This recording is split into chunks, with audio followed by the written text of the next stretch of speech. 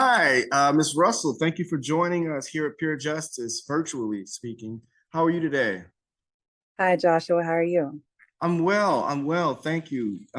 Yeah, my name is Joshua Sams. I am the representative and coordinator for police accountability here at Pure Justice. We are a 501c3 nonprofit that was founded in 2017, hinging on the tenets of criminal justice reform, racial justice reform, and economic justice for those who have been historically disenfranchised or marginalized in Harris County. So today, speaking with you prior, I thought the information that you shared with me was um, quite tragic and traumatizing, quite frankly, but it is something that needs to be documented. We can't allow law enforcement or police to continue doing what they do on a daily basis in our community, traumatizing our people without documenting it, right? Hoping to make positive change, right? And so that's why we're here. So for the record, do you mind stating your full name and spelling your name for me, please? Yes, my name is Jennifer, Jennifer Russell, Russell. Perfect. Thank you. Um, so again, the footage that we're recording today will be used it won't be put across all social media or anything like that. So don't fear that, um, anything negative will come out of this. We're going to do I'm going to make sure of it. And I give you my word that we're going to package this in the best light possible, right? Our goal here at Peer Justice is to collect these stories, again, to present maybe to city council, commissioner's court, the police chief, the sheriff of Harris County, to show them that things are actually happening in their jurisdictions under their watch, that need to be addressed in future incidents, right? And so that's what the purpose of this is. You're not alone, right? My own life has encountered some tragic, traumatizing situations with the law enforcement. So I understand, right? And you have my word that we will do our best to uphold your story and your case in the absolute best light possible. Okay. Um, Jennifer, would you like to tell us when this occurred? Yes, my most recent incident related to just, I feel like, unsupportive law enforcement is from April 2022 of this year. Wow, that's recent. Okay. And can you tell us a little bit of what happened, as much detail as possible, as much as you feel comfortable with? Take your time. Um, please share with me what took place that day. Yeah, so in April of 2022, I reached out to a family member because I was experiencing severe depression, and which was leading to, well, severe depression related to an abrupt job loss, an abrupt vehicle, and also there also spring from a pretty violent relationship, and just trying to find a means to take care of me and my son, in our household, because I was also on the verge of losing my home. And so on this day, I actually lost my vehicle, and I was reaching out to a family member, for some support, letting them know that I was experiencing severe depression and so having some suicidal thoughts. And in that moment, my family member was unable to support me at that moment. And so they reached out to law enforcement for law enforcement to conduct a wellness check at my home. And between law enforcement, well, between me speaking with my family member and law enforcement showing up at my door, I found a way to calm down, to reduce the suicidal thoughts that I was experiencing that was connected the severe depression that I was experiencing related to a number of abrupt losses in my life as a mom, as a single mother, and trying to find ways to support my family and my household. And so when law enforcement showed up at my door, I was unprepared. I was actually about to get into the shower, had on some shorts, some spandex shorts, tank top. And so they knocked on the door, opened the door with a little crack in it, because I didn't think it would be too much. I thought maybe they would just check in, seeing if for someone. I knew it was me. And from that point, I opened the door and law enforcement informed me that they were there to conduct a wellness check and that they had received a phone call related from a family member related to a member in the household. It was me having suicidal thoughts. And at that moment, I explained to law enforcement, I appreciate you all coming here, but at the time, I've actually calmed down significantly from the severe depression that led to me having the suicidal thoughts. I calmed down, and that I'm okay, and that there is no need for a wellness check. At that moment, law enforcement asked to come into my home, and me not being a criminal, not doing anything wrong, I let law enforcement into my house without a problem, thinking it would be just something short with them gathering information related to the call and reporting back to their supervisor. And so I, in turn, provided law enforcement with more information, some background information related to the severe depression that I was experiencing, which was connected to the abrupt losses that were going through my life that was leading to the suicidal.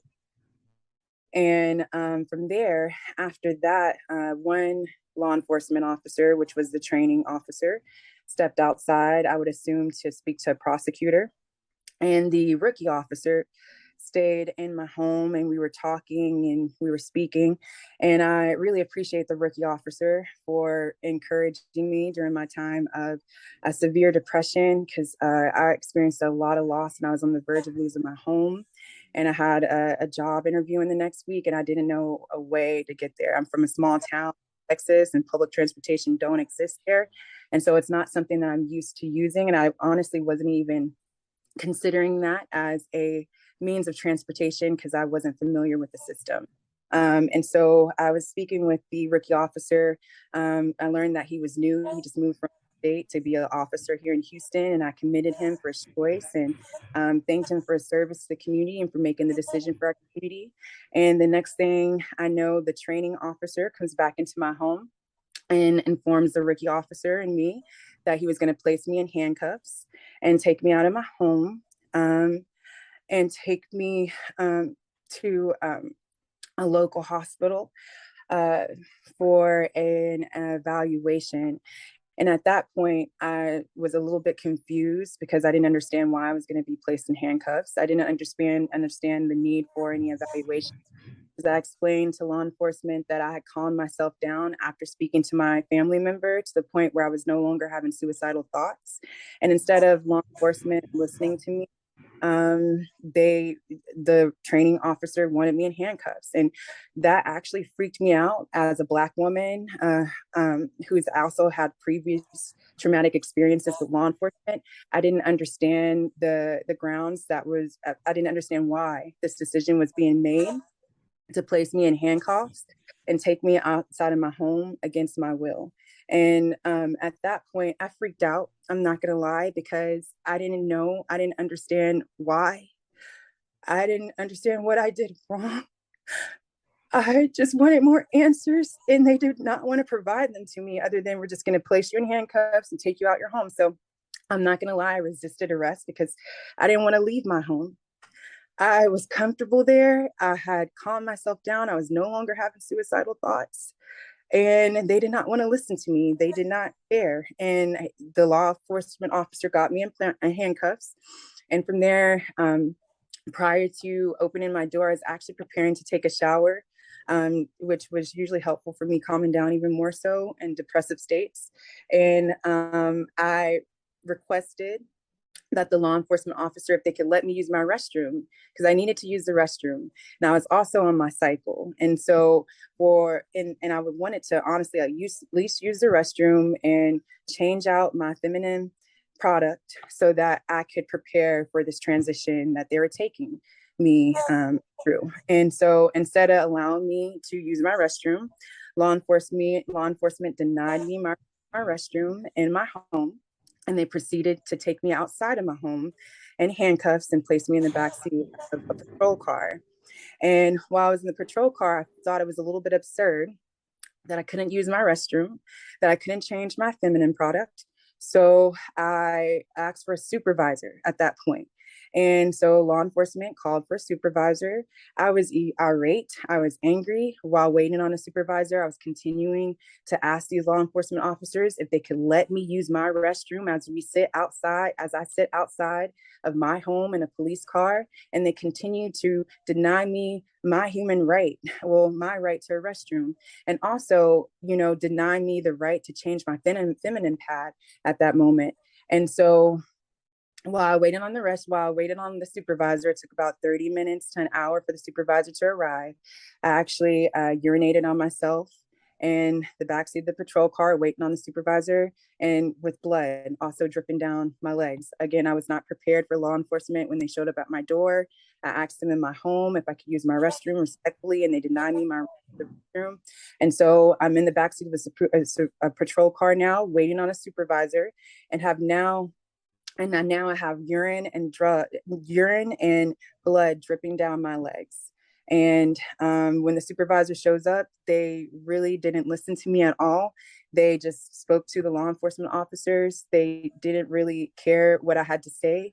And from there, the law enforcement officers got into the patrol car and took me down to the hospital, where I had to get out the car, in handcuffs, blood dripping down my legs, urine dripping down my legs. I smell like urine at this point.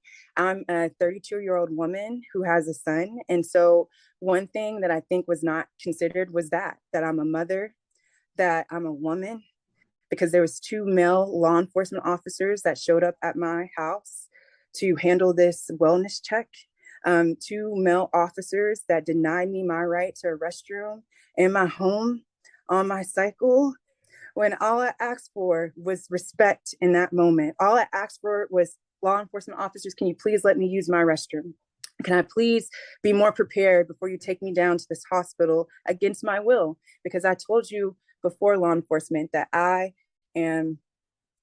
I'm okay. I've calmed down. I'm no longer having suicidal thoughts. And instead of listening to me, it seems as though law enforcement was already decided on how they were going to handle me when they showed up at my door. And so, and I was taken out of my home with blood, with the need to use the restroom, placed in the backseat of the patrol car, waited for about 30 minutes to 45 minutes, I think to an hour, for a supervisor to show up. And about the time the supervisor showed up, I already had urinated on myself and blood dripping down my legs after being denied multiple times the right to use my restroom.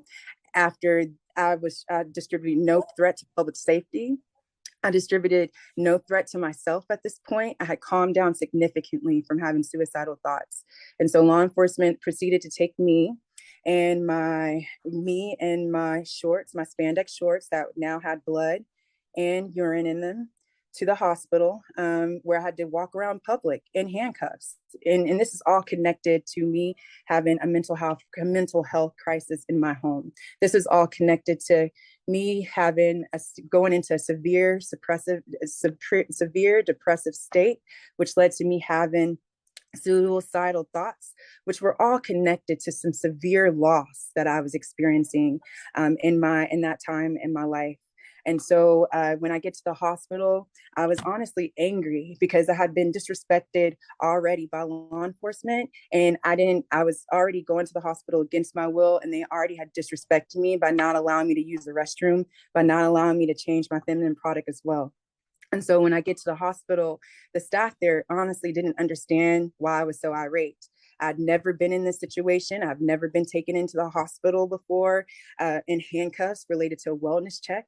I've never experienced that before. And so even there, instead of the hospital staff listen to me, they were more they were more caught off guard with my anger, connected to me being taken out of my home against my will. And so instead of the hospital staff listening to me there, they actually proceeded to, I believe it is protocol or it's standard for there to be a 24-hour evaluation in the hospital. And so instead of the hospital listening to me and understanding that honestly I'm okay, I didn't even need to be there, that I was taken out of my home against my will, that I was disrespected by law enforcement by them denying me a right to the restroom, the right to my restroom in my own home, that I wasn't a threat to public safety. They ignored me too at the hospital. And so instead of listening to me and understanding me and trying to get to the root causes, and so that I could be processed out of the hospital within 24 hours, they decided to send me to a mental health facility here locally, where they put me on, well, from a judge's order, put me on a mandatory 7-day stay within a facility here for evaluation. During my 7-day stay, I missed out on job interviews that would have provided more stability within my situation. And also, unfortunately, due to there being a call at my house and I'm being a mother, I also I had to deal with a child protective services, because child protective services got involved because my son was not in the home, but I am a mother. And so it triggered a notification for an evaluation as well of me as a parent. And so honestly, if law enforcement would have listened to me, I just wish that law enforcement would have came to my door and listened to me and at least let me use the restroom at minimum. Let me use the restroom in my home before you take me out in handcuffs. I'm not a threat to public safety. You didn't come here because I'm a suspect. You came here for a wellness check. You showed up at my door for a wellness check related to suicidal thoughts, and the disrespect and the belittling that I felt from being denied a right to my restroom, being denied a right to change my feminine product as a woman, and having 2 male officers show up at my door and disrespect me like that. I've never had that experience in my life, and it honestly has only further traumatized me when it comes to my relationships with law enforcement.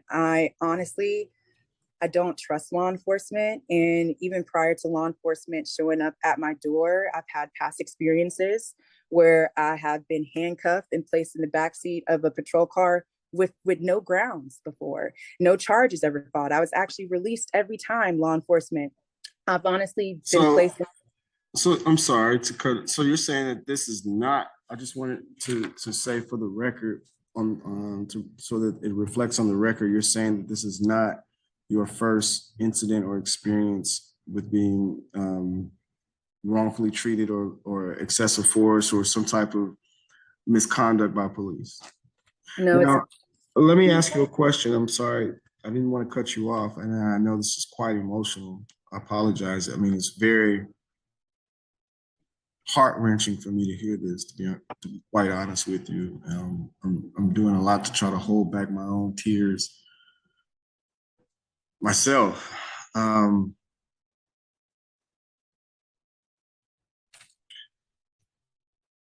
Where did you say that this happened, Miss Russell? This happened in my home, What city? Houston, Texas. And what law enforcement agency came out to your home? Houston Police Department. Did you request at any point any female officer? I think I didn't. Which is something I probably should have. Well, But it was a once, lot going on. I mean, you just wanted to be treated decently and fairly and wanted to use your own restroom. I think that's a fair request from anyone, even if they are doing a welfare check. Um, that's terrible.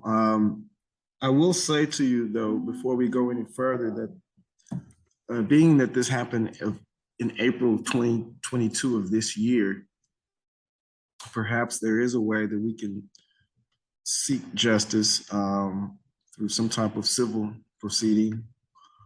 At the end of this conversation, after we've recorded this, I'll give you some information that maybe you can use to follow up with our legal partners.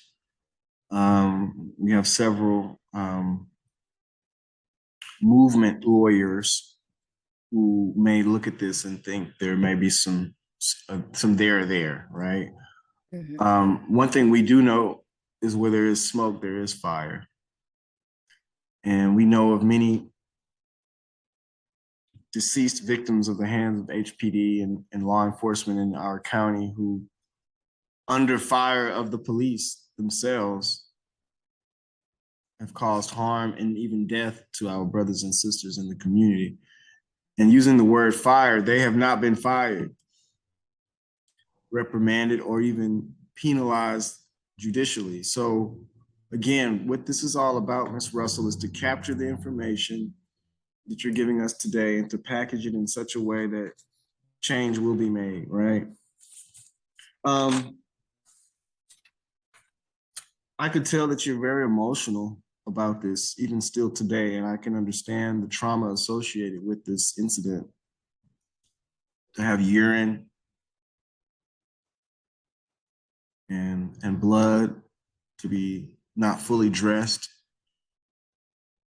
not prepared, unaware, extracted from your comfort zone, your safe place, your home,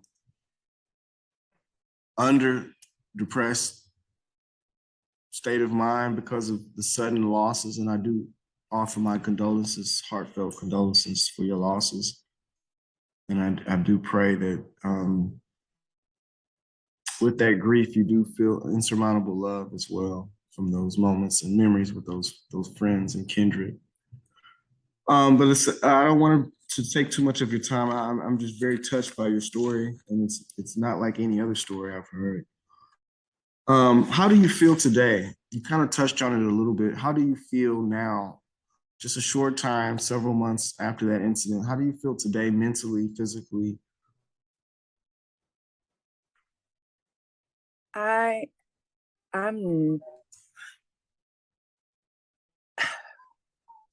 numb.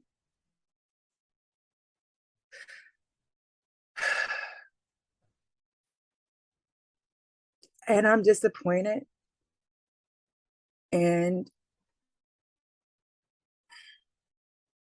I don't think about it. Like it's something that happened to me that I wouldn't want to happen to anybody else. And so it's honestly just another notch on my belt related to the trauma that I've received from law enforcement since I've been an adult. So do you think this is just a common practice in Harris County and in Houston Police Department that you've experienced? I mean, when you say you're numb and disappointed today, knowing that you haven't done anything wrong, you're not a criminal, how would you feel if a law enforcement officer just happened to be behind you while you were driving? Would that make you feel? Well, I actually have had an incident where I was pulled over this year recently. I can't remember if it was before or after, but I was pulled over by law enforcement, and they just wanted to let me needed to use my blinker, and I freaked out. I had a panic attack. They said what? What did you say? You just wanted to do what? The law enforcement just wanted to let me know that I needed to use my blinker, and when he approached the window, started asking me questions, I actually had a panic attack. And by the grace of God, the law enforcement officer realized in that moment that I was panicking. And so he didn't see me because I can see easily in that moment that that panic attack could have seemed as though it was a threat to the law enforcement officer. And so I'm grateful to God that he noticed that I was going through a panic attack, and he just calmed me down in that moment. Was letting me know, man, I'm just pulling you over for a blinker. And this was after that incident in April. After. Oh, Miss Russell, I do and I will pray for you in my prayers. And again, this is not the first time I've spoken with you, but thank you for being brave, right, and courageous. And I do want to let you know this is a safe place, a safe space. We're on your side, and we want to back you 1,000%. Before we close out with this interview, Jennifer, what would you like to be done about this? What, if anything, what would you like to be done? I would like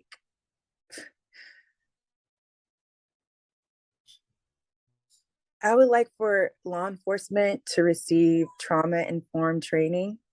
I would like law enforcement to see therapists. I would like law enforcement to to receive more education related to the various mental crises that individuals in the community may be experiencing when they come in contact with the community. I really believe that it's a disservice to the community for law enforcement not to be required to have a weekly therapist, because law enforcement too is receiving trauma from the community when they're going on a daily basis and interacting in sometimes some really violent incidents, in some violent situations.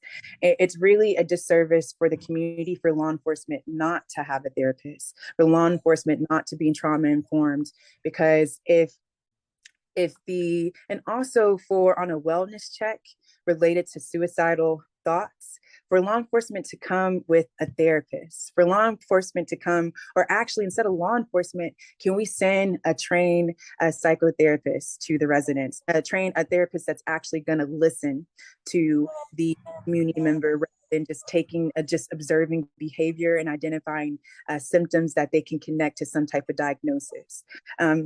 Also, if it's a wellness check, if a family member could be involved in a wellness check, because I understand my family member not being able to be there for me, but for law enforcement to show up at my door, a agency that has been given the task to uphold public safety related to crimes in the community and violence, to show up at my door and to criminalize me related to me having severe depression, related to me having severe suicidal thoughts. I will never understand, and I would never wish that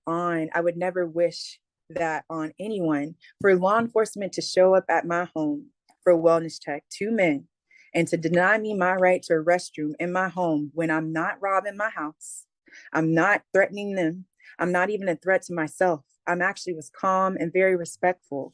For the disrespect connected to that, as a woman on her period, needing to use the restroom, wanting to at least change my pad before you all take me out my home and place me in a patrol car for something related to a mental health crisis is unacceptable.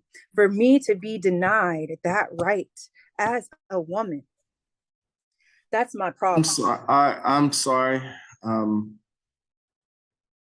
that happened to you and that you had to experience it. Although I didn't have a hand in it, I'm just saying as consolation to you, Jennifer. I'm sorry that you weren't protected or better availing wisdom, higher wisdom didn't intervene to allow you, a human being, God's creature, the ability to use the restroom. And although I do understand, I want to make this clear as I've listened to you speak. Although I do understand that your family were gravely concerned about your well-being and that your life mattered more than anything, and especially since you expressed it to them. And I understand they're making that phone call. My hope is your hope, is that in the future, subsequent to 2022, that there is policy, there are rules and regulations, policies and procedures, standard operating procedures and practices that involve utilizing mental health therapists, psychotherapists, psychologists, specially trained people to come out to intervene in these moments. And just to let you know, to give you some silver lining here, there is in the works currently pilot programs known as HEART, which is I think Health Assistance Health Assistance Response Team. I could be wrong on the acronym, but there are programs both in the city and at the county level that are being piloted now. And hopefully your story, right? Your story, your experience will be the catalyst, right? To be that change in the world that we really want to see, like Gandhi said. I'll give you the last word if you have anything that you would like to share. This is your opportunity, anything at all. Thank you for your work. You know, thank you. Stay strong, sister. Stay strong. And I guarantee you that well, I can't make a lot of guarantees in life, but I'm willing to bet you that when my team looks at this interview and other people who are freedom fighters and just good people trying to do the right thing, get a hold of this, that they'll want to support you, Ms. Russell. Okay? Thank you, because So them stay, supporting me would be supporting the community. stay strong, and we'll be in touch. Thank you for your bravery. I very much appreciate it. Thank you so much. Thank you for yours. All right. Thank you. Have a good day.